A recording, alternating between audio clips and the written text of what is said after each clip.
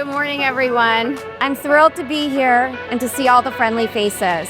This event brings together some of the most creative minds in entertainment and media. The new era of disruption sounds bold, but let's be honest, it's also our everyday.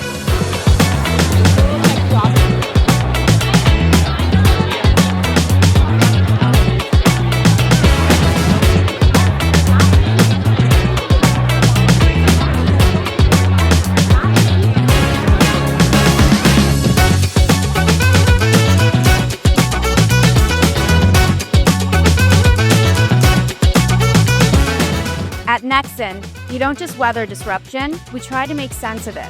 Disruption is not new, but the way we respond to it is. It's no longer about being the loudest in the room, but the clearest, and a real understanding of the audience on the other side of the screen.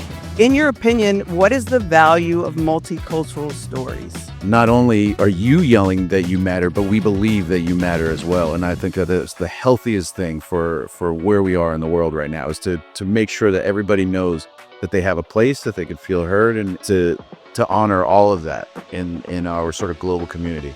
One of the things that we wanted to take a deeper look at was what percentage of viewers that churned in the first half of last year came back in the second half of last year, and exactly what content brought them back. With Netflix, we saw that 31% of viewers that had churned came back to watch the Jake Paul versus Mike Tyson fight. Nearly 10 million households tuned in to watch this live. These events are pulling in huge new audiences, which further validates that paid media is still one of the best and most effective ways to drive content discovery. You know, there's radio, there's like late night TV appearances for artists, magazine covers even. How do you guys see traditional media in today's music business? You saw them on the Jimmy Kimmel show, or you might have seen them on SNL, and then they had the cover of Glamour, and then they did Tiny Desk. And so I absolutely think that it's relevant, it still matters, and it's just how we consume it and how we distribute it now.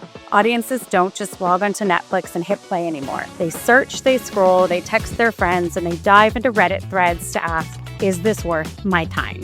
That's our focus at Just Watch, helping audiences to cut through the noise and helping marketers to show up at the right moment to drive engagements that convert. Discovery is no longer passive. Today, we're diving into the worlds that you love the most.